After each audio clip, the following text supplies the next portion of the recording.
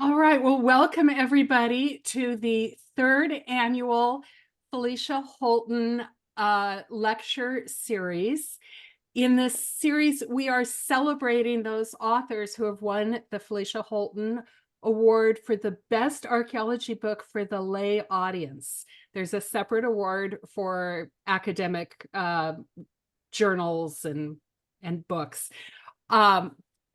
I am Laura Rich. I'm the Vice President of Outreach and Education and a member of the committee that chose this book.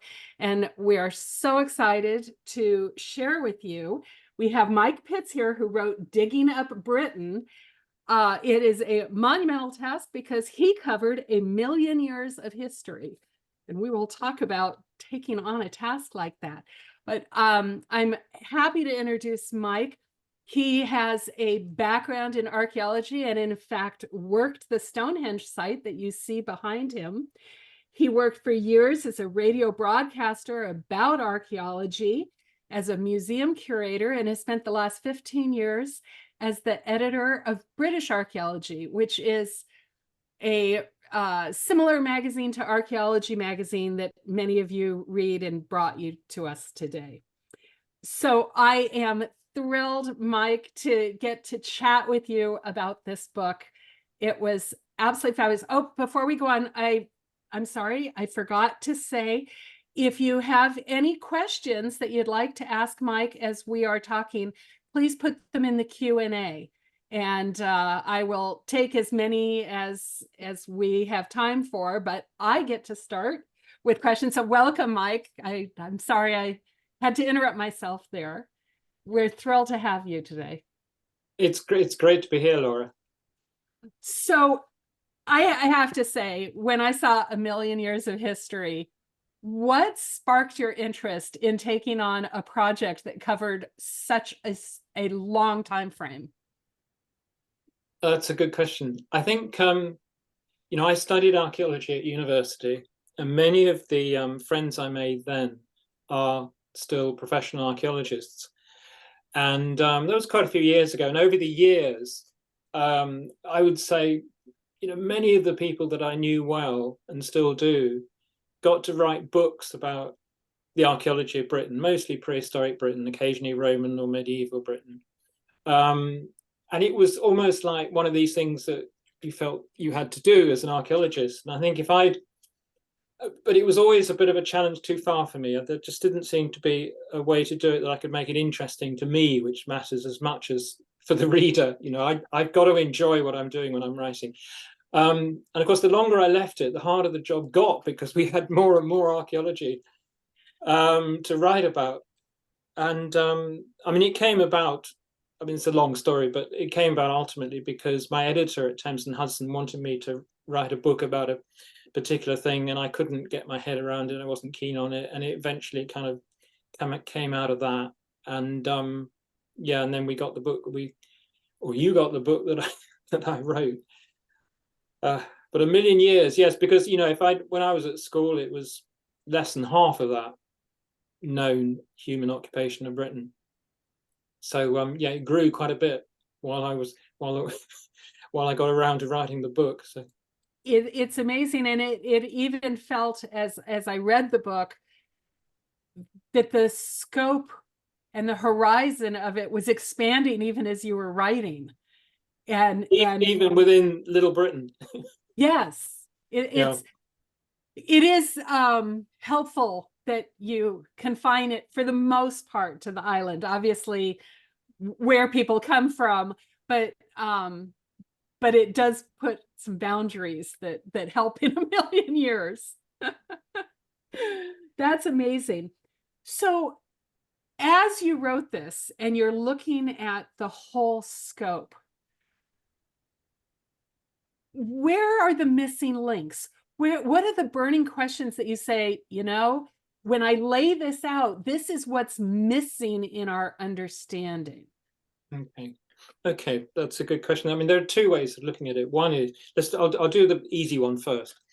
And that is that I never set out to write a comprehensive archaeology of Britain, because there is just so much. And I used very recent excavations or archaeology projects to tell the story, each of which I thought had a good story in its own right, and brought all sorts of issues to the surface that were interesting and relevant to the overall theme that I'd given the book. And so in a sense, the stories I tell are just ones that happened to be current at the time I was writing the book, but also particularly good ones. So there were some things as a result of this that I didn't cover at all in the book. Let's think, there's no druids, there's no kind of late Iron Age period. There are no Neanderthals. There's large chunks of prehistoric Britain that are missing. And there are also, some of you may well know excavations like the Roman fort at Vindolanda, which is a fantastic excavation, the Neolithic site in Orkney, and which is a fabulous thing. And there are other terrific excavations.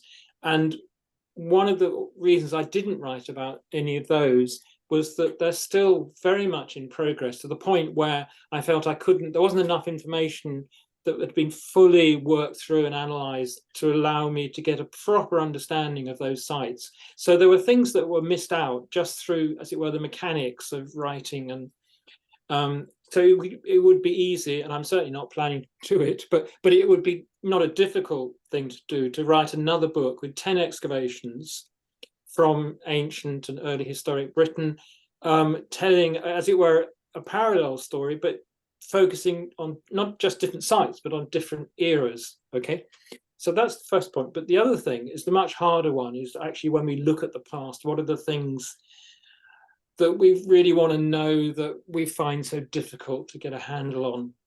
And I think if there was one thing that I'm really interested in, that I think as time goes by, we're likely to learn more about, but we're still at a very, very early stage. And that is how early humans, how early hominins actually behaved, the lifestyle of these people, these creatures. We're getting to learn a lot about evolution through fossils and DNA, and artifacts and technology through stone tools and understanding of mechanics and so on, and the environment, the ecologies in which these people, these creatures lived and moved. But we're still really in the dark ages as to what their lives were like. We often have very little information about what sort of food they were eating, the extent to which they were hunting, and if they were hunting, how they were doing it, how they clothed themselves. Perhaps in many parts of the world, for much of the time, they didn't. They were sufficiently hairy, or the climate was sufficiently warm. They didn't need to dress, and they didn't feel it necessary to do that. But certainly, quite, before we have Homo sapiens evolving, long before, we have human species in the northern hemisphere going really quite far north into cold climates, and they must have been wearing something, and we have no idea what. And once you start wearing clothes, of course, you have opportunities for style, that we don't see and we don't really catch up with until we get into the late Paleolithic, with painted caves and carved artifacts and so on. So I think that, for me, is the one really big thing. It's that how these early hominins behaved, what their lives were like. So it seems pretty clear they were not static until they're farmers, that they're moving, the hunter-gatherer, that the evidence we see for the most part has been in caves, and because they're not building monuments. So how do you envision that those questions might be answered if there isn't something to dig up that's their clothing? Or I think will it just remain a mystery? I think exactly, and that's actually at the root of the issue, really. I think one point I would say, when you say these people are living in caves, of course, we see so much of these early humans living in sheltered natural places like that, because very often that's where we have the best survival of the evidence. But I think, we have to imagine that people were actually living out in wider landscapes. And because the world was really their oyster, it was them and other animals. And I'm sure there will have been places and times where the natural resources, whether they were on the coast or inland, with trees and plants and fruits, were sufficient and of a particular nature that they were able to live fairly stable lives, not move about a great deal. I don't think we have, but I think we're wrong to assume that hunter-gatherers are always on the move. So, that's again one of the big questions is actually how much did they move? Now, obviously, to an extent, they must have been moving because of the way humans pre-sapiens and then sapiens, while we were still hunting and gathering, living off wild resources, the way we so rapidly populated the globe. And that wouldn't have happened if we weren't naturally moving as populations expanded and so on. So there's always an element of that, but I think it's something we shouldn't take for granted. Where the evidence comes from, well, I mean,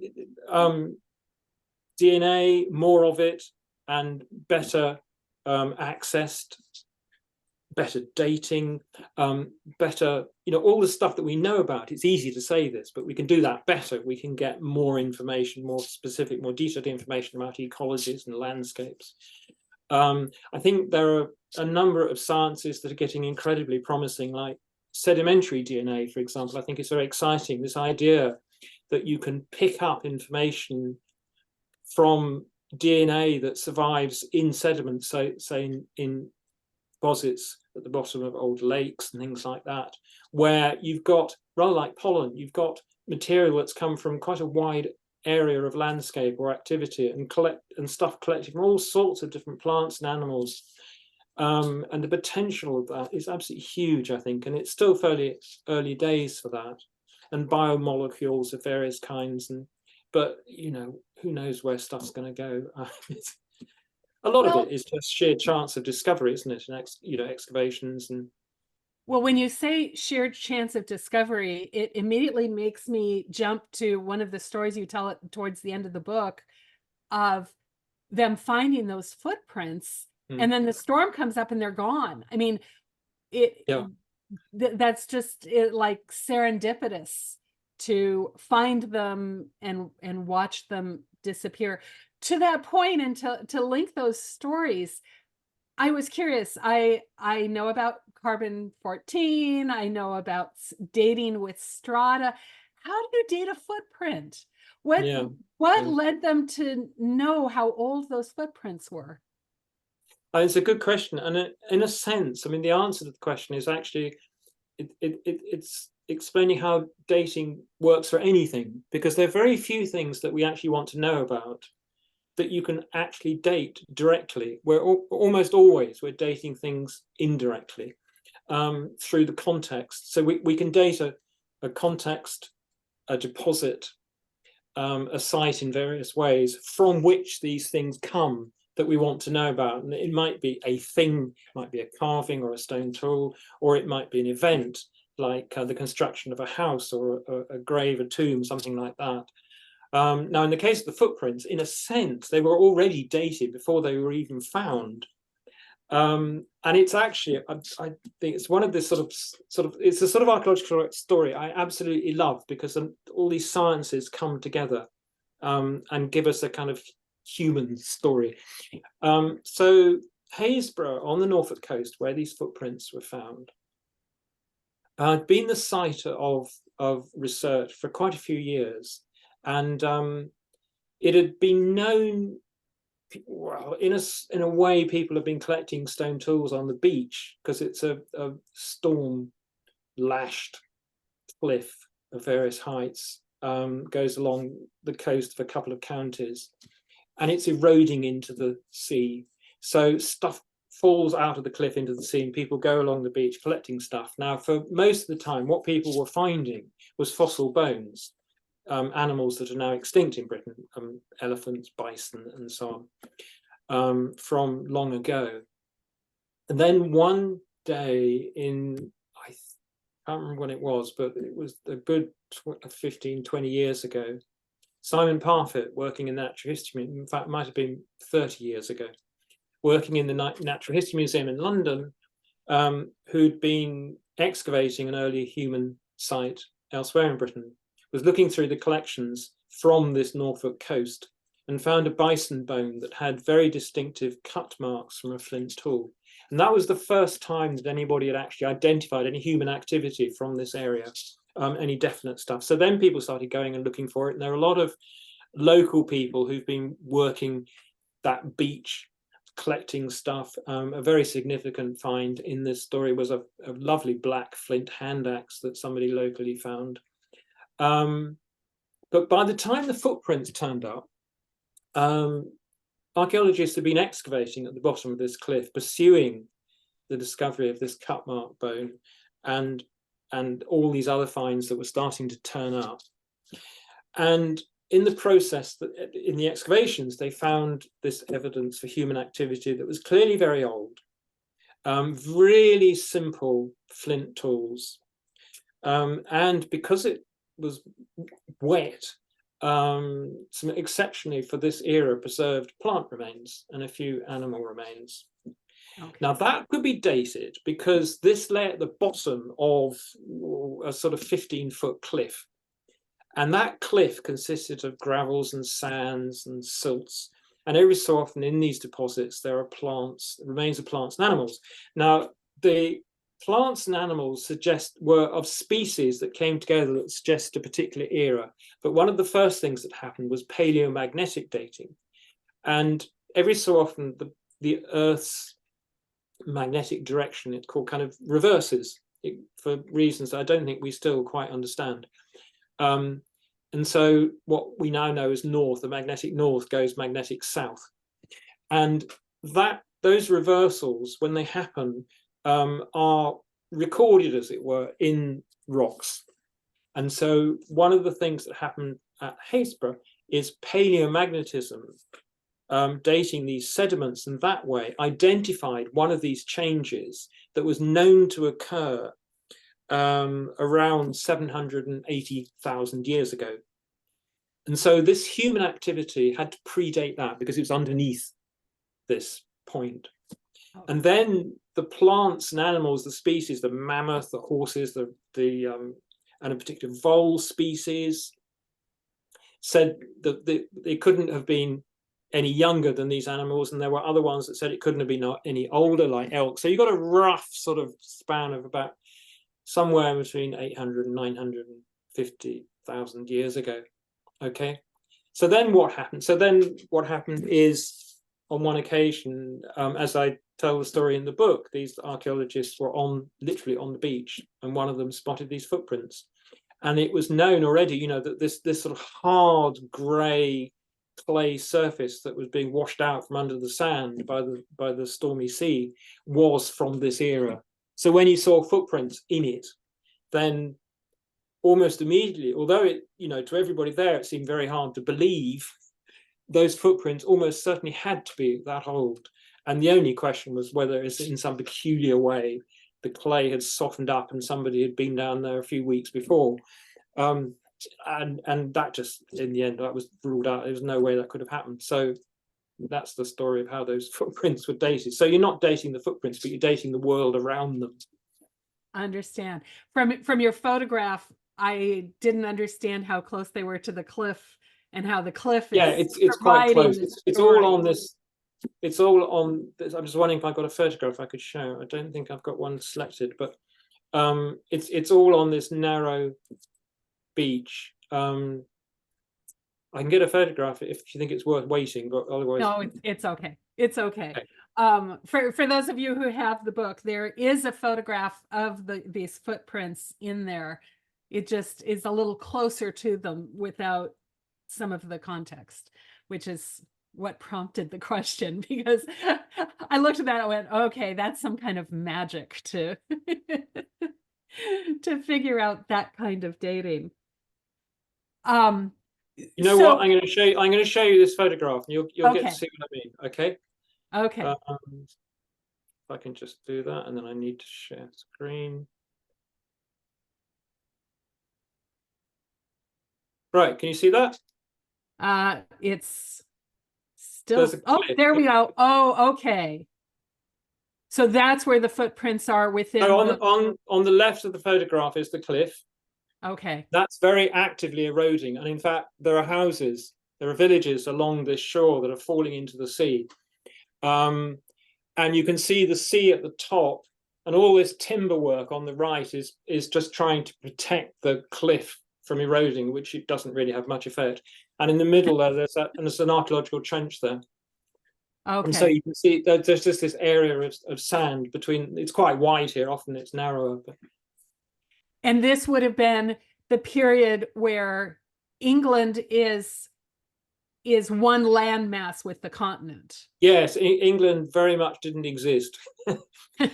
Britain was very much part of a continental mass. Yeah, and then there was an ice age. The climate got much colder, and the sea level fell, and then it warms up and falls, and so the coast keeps coastlines of the continental on the Atlantic edge keep changing, and gradually Britain becomes isolated. But it doesn't actually, the water doesn't come through, breaking Britain off completely, until modern humans are living in Britain, hunting and gathering, around 8,000 years ago or so. So relatively recent. It's funny to think of 8,000 years ago as modern and recent, but when you are looking at 1,000,000 years, I fully get behind that, but it does sound funny. That's an impressive, and it looks like interesting place to dig. Yes, it was quite challenging. I mean, it's nice and sunny here, but one of the things is, of course, what they're digging is they're already very close to sea level, but as they dig down, they get down below it. So the trench starts to fill up with seawater. And when it rains, springs come out the cliff at the edge. So it's a race against time to save what they can. The sea comes in above. And, yeah. So there you go. Wow. That's really amazing. That's incredible. Right, there you go. I'm sorry, I'm trying to get back to the, here we go. Anyway, that's so they're finding the footprints, they're finding the flint cores and flakes. It occurred to me that there's an archaeological truism that not everyone might know, which is the absence of evidence is not evidence of absence. Yeah. And I'm going back to what you said about clothing and all, that just because we don't have the evidence doesn't mean it wasn't there. We just either haven't found it or have not interpreted it correctly. And that's one of the things that has fascinated me so much, is how our interpretations change and evolve over time as we get more information. In fact, you have changed your background, which is a fabulous photograph. That's the platform that you talk about in the book? This is Must Farm. This is Must Farm. This is Must Farm. So I can show. Would you like to see the whole picture? Sure. Now that was one of them. I was curious because they were still so actively working on it when you wrote the book, and there were a lot of outstanding questions. Do you know of any updates since the book came out about Must Farm? Right. Let's get. Where are we? Here's a Must Farm. Here's a Must Farm picture. Wow. Let me tell you what this is. This is Mark Knight's hand. He's the director of the excavation, and that is a bronze axe blade, axe head, that has just been excavated. And normally these things are green, and corroded, but you can see there's this sort of almost gold coppery sheen to it, just as it's come out of the wet mud. And Must Farm is the most extraordinary sight. There were half a dozen or so timber roundhouses that we think were deliberately set alight around 1000 BC and in the Bronze Age, and they were on stilts perched on the edge of a river. So when they caught fire and burnt, they fell into the river and under the water, and which put the fires out and preserved, as the river silted up and the remains were covered in silts and muds, all these timbers and everything that was in these houses. And it is literally a look at this little village, this community, as it was on one day. So there are things like it is almost like Pompeii in that it's almost, a moment in time. Like, yes, it's almost like Pompeii, but with a very different history to it, different reasons. And there are no people there, unlike Pompeii. And that in itself is interesting, because if the village was deliberately set alight, then it was presumably attacked by a group of people. So one immediately wonders what happened to the people who were living there. You'd think probably they weren't killed in the attack, or some of them would have gone down with the village into the water, and their remains would have been there. So either they fled in advance of the attack, or they were captured, and something then happened to them after that. But I'm trying to remember now. I do remember they felt that this was aggressive. How do you determine that versus whether it was just an accidental fire that just swept? Well, they had a forensic fire expert look at the site, and his initial thoughts, and research is still continuing very much on all of this at the site. His initial thoughts were that the fire seemed to have occurred across the site in a way that would not have happened if it had been a natural fire. There would have been a focus of the fire in one house that would have spread, but it seemed like everything was torched in a particular way. And excavation finished on this a few years ago, but the quantity of material that's come out of the ground is so huge that it will take years to analyze it all and conserve it all. So they're doing things like piecing together pots which broke, and so they've got lots of absolutely complete pots made of tiny, dozens and dozens of tiny little shards as the pots shattered as they fell down. And they're in effect, they're actually rebuilding houses, which is not something we normally do on archaeological excavations, particularly of something of this age. And there are so many things like balls of thread and wooden boxes and tools and things that normally we just don't see. So that are all, study of so many of these things are little pioneering case studies of artifacts and materials that are requiring huge, intensive work. And there's so much of it. So it's going to be a long time, I think, before we get the full report on this, and we can move on from the kind of sketchy summary that I describe in the book. They do, it's a Cambridge University project, and they have some really nice little videos that they put online. You can find those through their Twitter account, the Cambridge Archaeological Unit, or through the Must Farm websites. And they have little videos where people are describing work they're doing, conserving particular objects and things and stories that are coming out as the post-excavation work proceeds. So it's a huge, huge project. I know that when organics like the timbers have been preserved in water, it can be problematic, and they start rotting away when they dry out. and it's very expensive to conserve and replace that water with resins and all to preserve them. It's very expensive. Are they trying to preserve all that timber in the picture behind you? No. Um, Okay, no, the timber, just and you're documenting it. right. I mean, And there was a huge amount of stuff, and I can't be specific about this because I honestly don't know. But what they did was they sampled timbers, they took out various things, and they were recorded in huge detail on site as the excavation proceeded.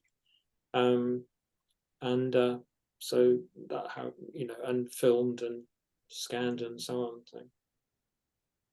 And have they increased the size of the trench to see if this community was larger, or do they believe that they actually have the boundaries of what it was? Part of the village had already been removed by clay quarrying, by digging, Okay. industrial digging, and it was that actually led to the discovery of the site. You know, when somebody spotted bits of timber and stuff sticking out of the quarry edge. So part of it had already gone. And what they excavated, they do really genuinely seem to have the whole site, and it's quite easy to tell in a sense because there was a wooden palisade around it. Okay. And they got the whole of that palisade in the part of the site that was still preserved. One of the things that struck me in reading the book was the how many of these finds, and it is a truism, I think, across all of Europe. They're found when someone wants to put in a new road, put in a tunnel, put in a car park or whatever. I mean, it's build a new building.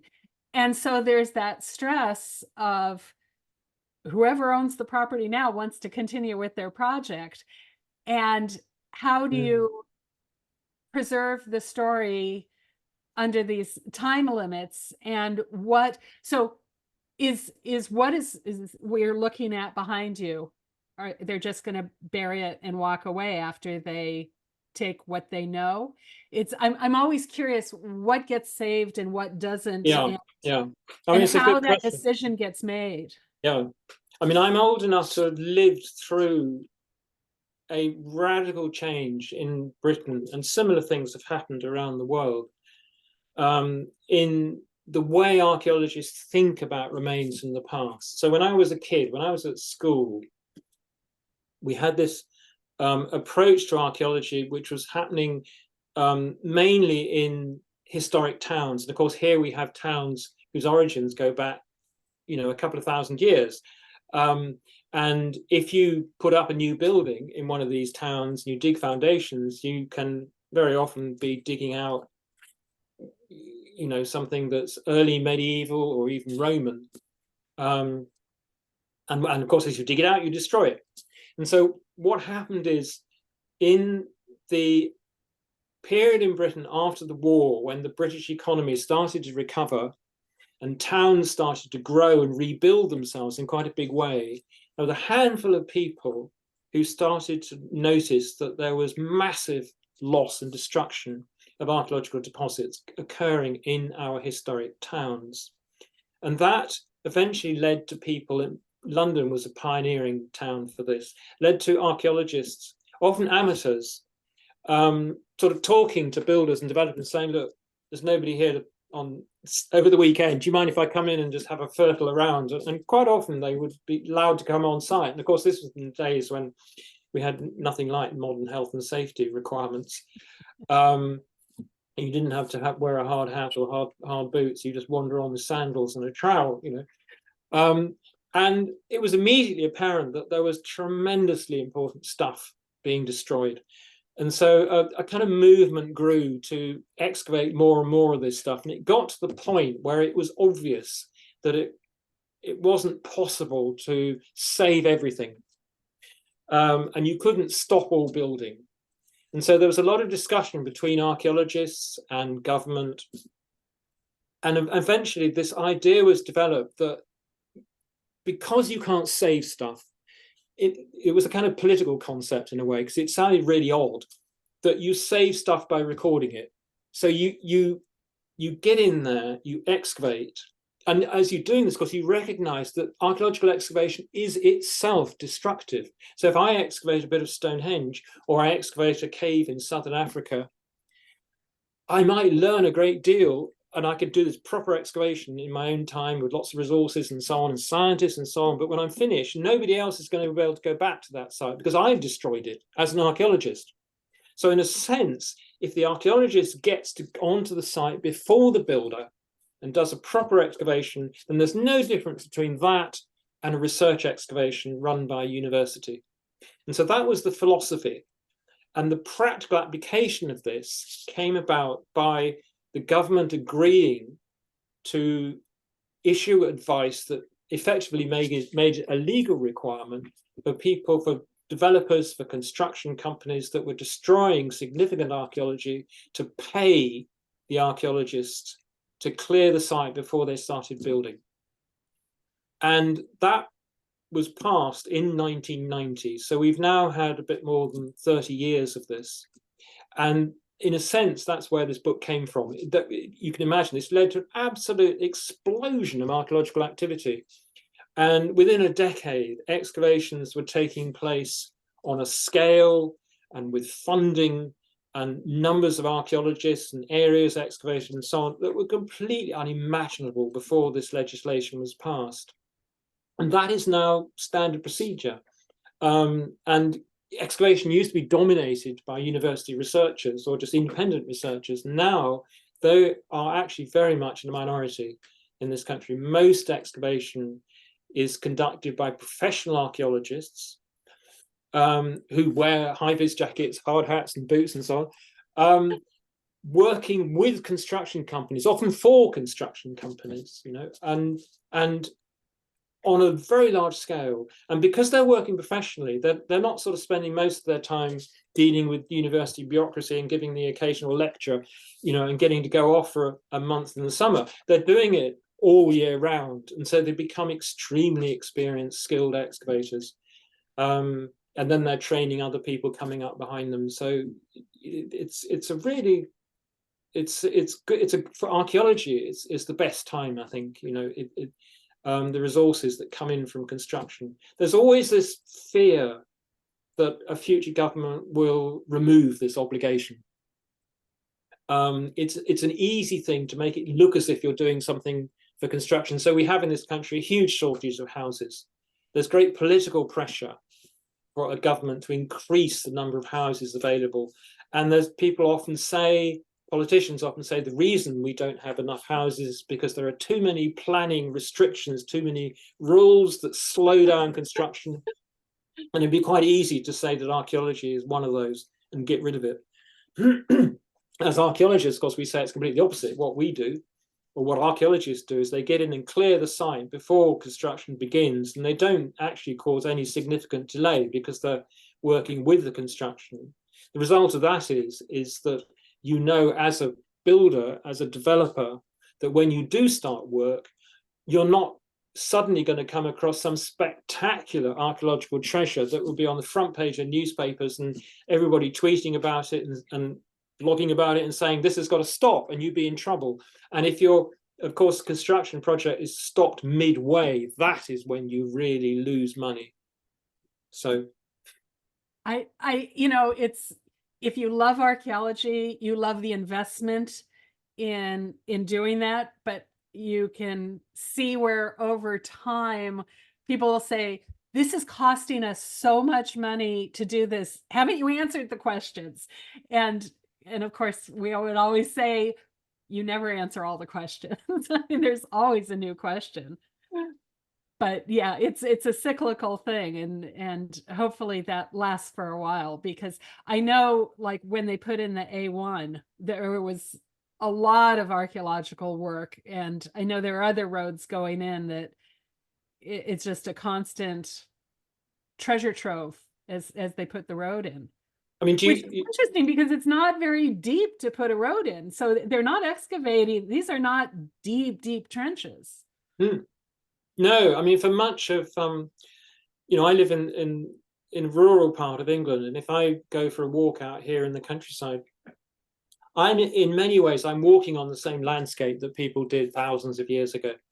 And the only things that survive, the only evidence that survives most of the time is stuff that was underground at the time they were alive. So it's where they dug holes into the ground, or it's not where their world is not buried. It's only when they buried it that we find it. Interesting. I hadn't thought about that way. But you're saying there hasn't been a lot of sedimentary buildup over time. Not in recent millennia. I mean, with the early human sites, like at Haysborough, where you've got stuff under that cliff. Of course, that's the only reason it survives is because of geology, and that's happened.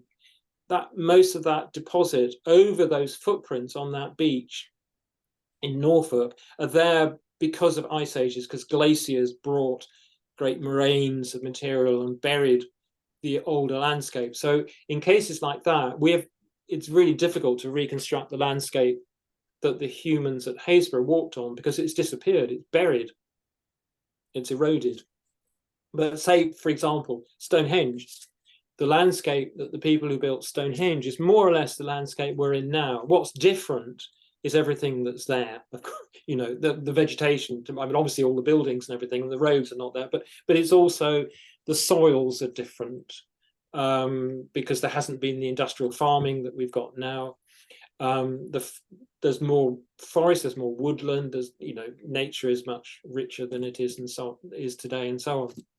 But the physical landscape hasn't changed that much.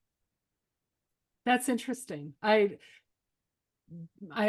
told you earlier I studied the city of Rome, and it has changed so dramatically. Well, yes, if you've got volcanoes, two different ends of a spectrum. We haven't had volcanoes in Britain for many millions of years.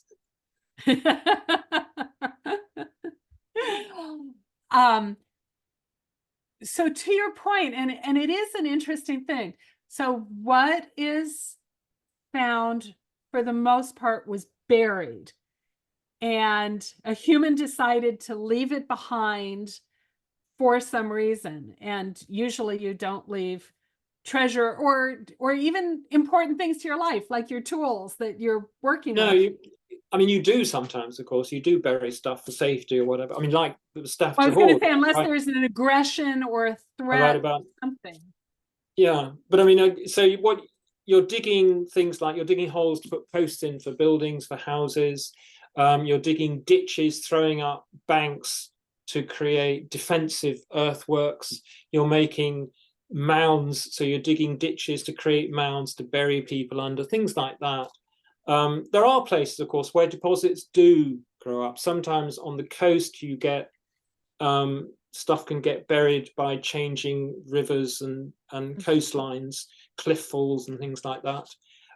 In the historic towns and cities, we get big deposits building up. It's a bit like tells in the Middle East, where you have these vast mounds that grow because people are building with mud, essentially, that is frequently knocked down and eroded and then built on top of. And so gradually the town just rises into the air. And so that happened, for example, in London, one of the biggest places, where the deposits in London are really deep.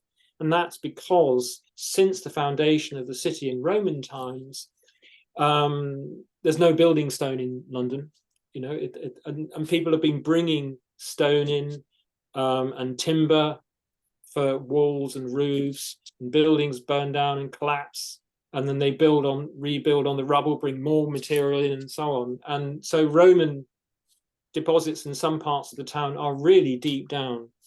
For people who don't know, could you define what really deep means? Really deep.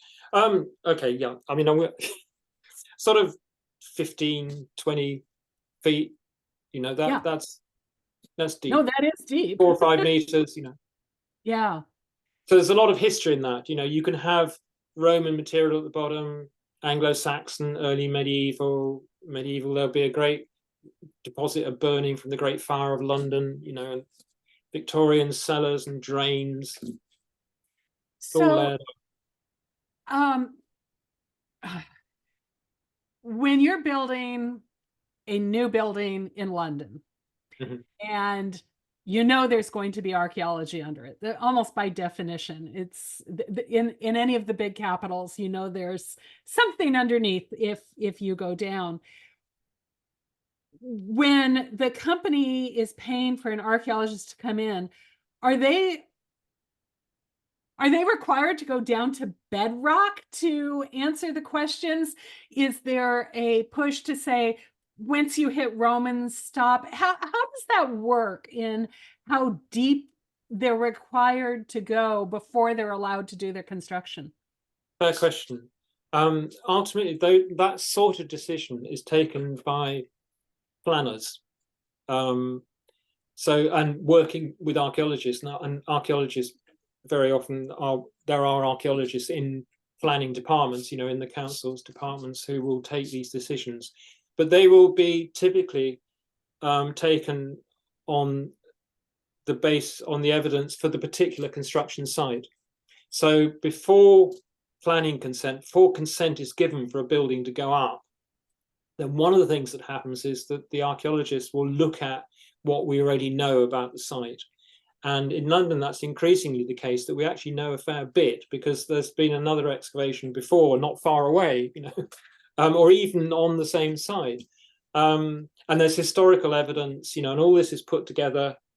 And so you get everything together to learn as much as you can about the site before any construction starts. And from that, you try and predict what's likely not just to be there from the history of the site, but also what's likely to survive as a result of previous buildings having gone up and removed material. And quite often that could be a great deal. And then the next stage is to kind of evaluate the significance of what you think survives. And it might be that like at Bloomberg, for example, we already knew from an excavation that had occurred decades ago that there was a Roman temple there.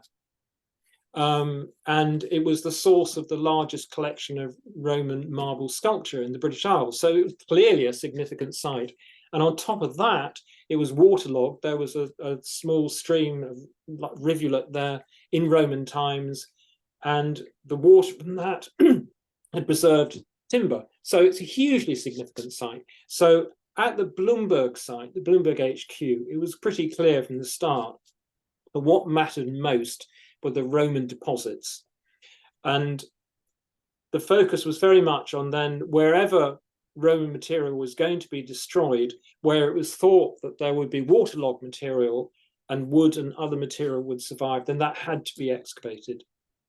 And there are other areas of the site that weren't excavated so intensively. You know, it's kind of juggling. It's sort of common sense. There isn't a law that says that a builder has to pay to excavate everything, however much it's going to cost or however long it's going to take. There's a kind of reasoned argument, because you can quite often, from the records, you can get an idea that actually there's a large chunk of this site that has no archaeology or no significant archaeology in it at all, so you can ignore it.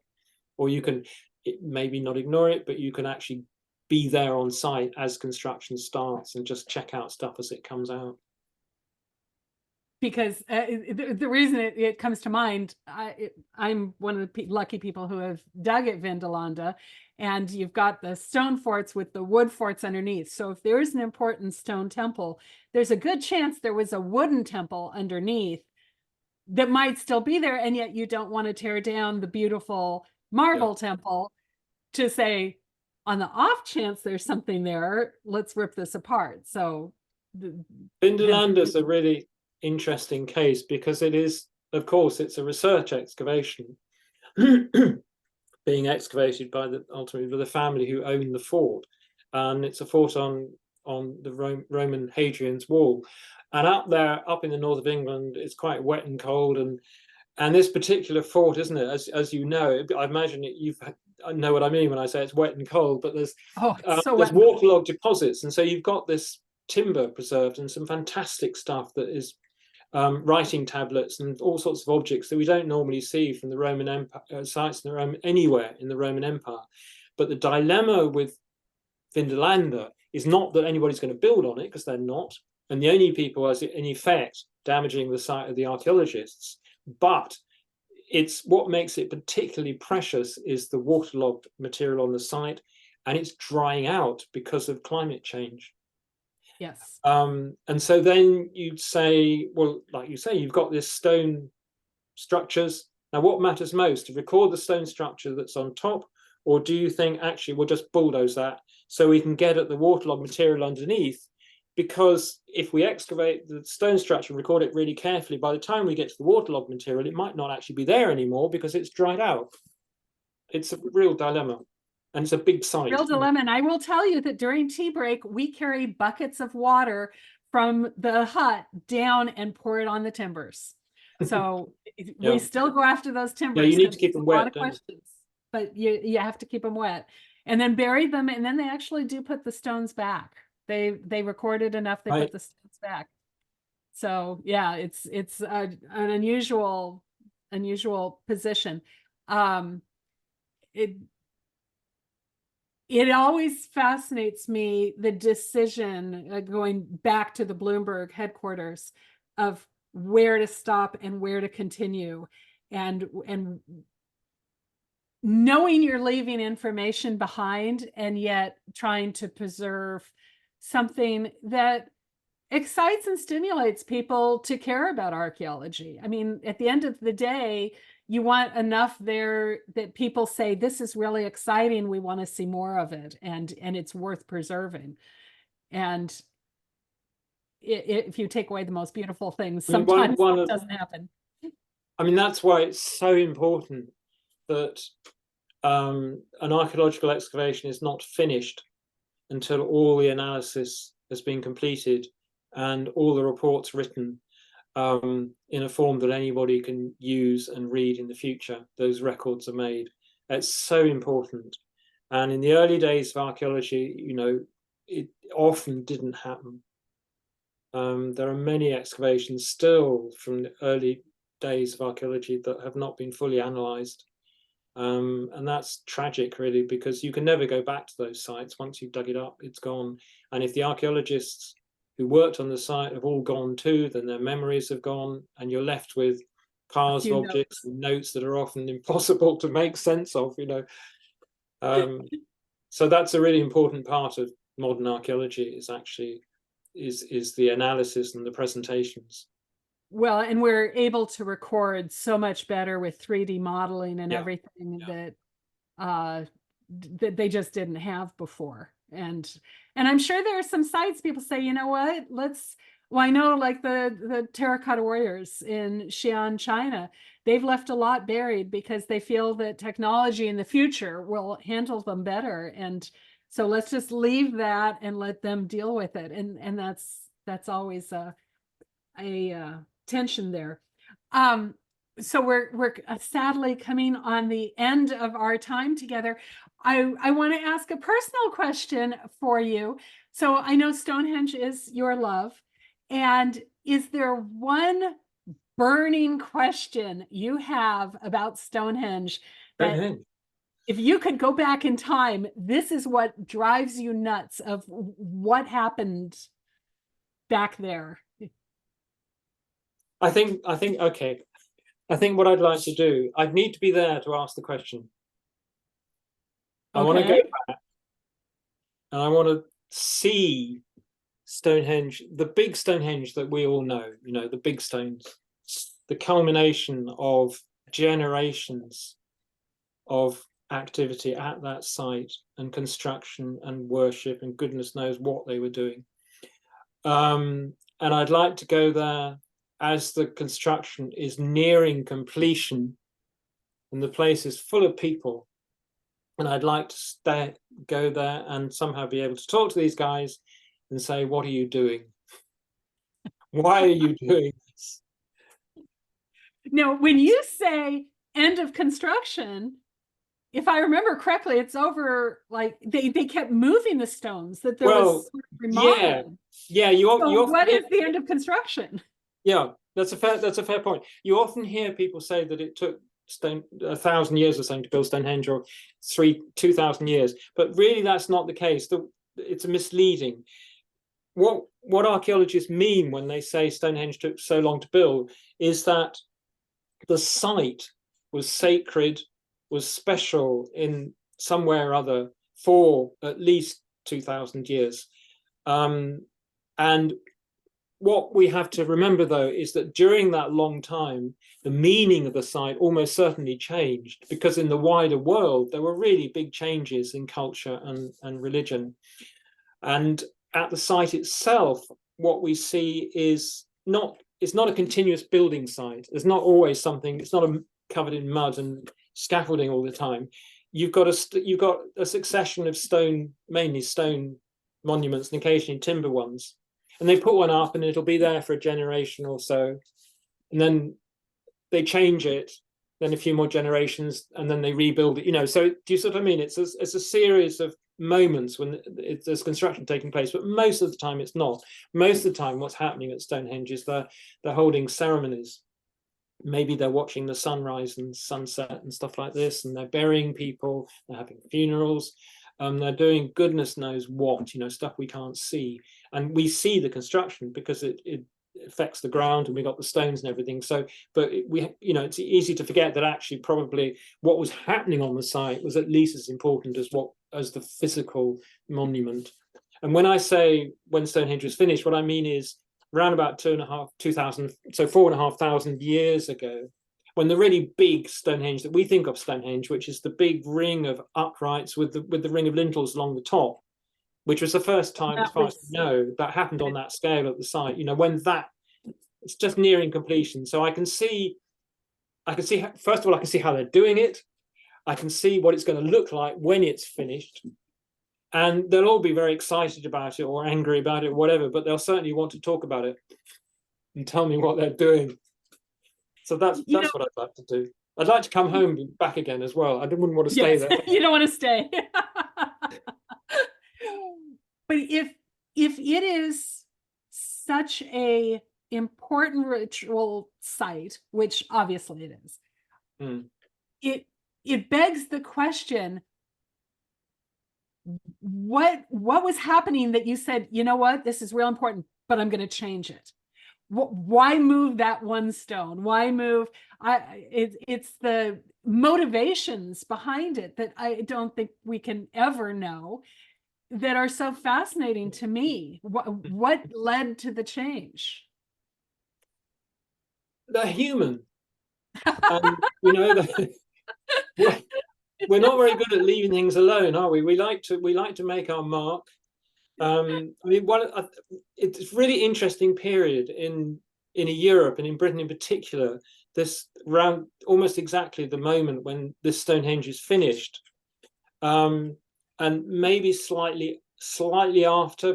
But the problem is that we can't date the stones. We haven't yet been able to date the monument itself very precisely, so we can't be certain of this. But it looks, if it's at the moment, if it's slightly after it's finished, but very slightly, within a generation, maybe.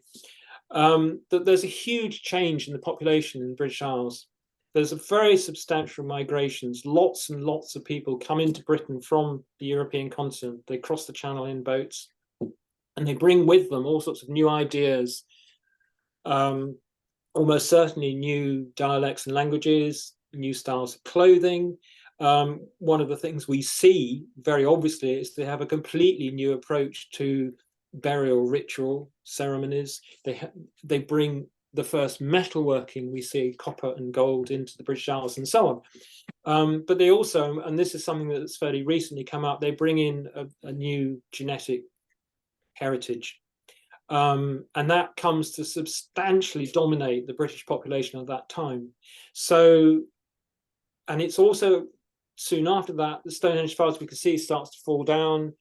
And it may be then that the megaliths start to be broken up, and maybe one or two new megaliths come in. You know, the site may well be completely reinvented by these new migrants.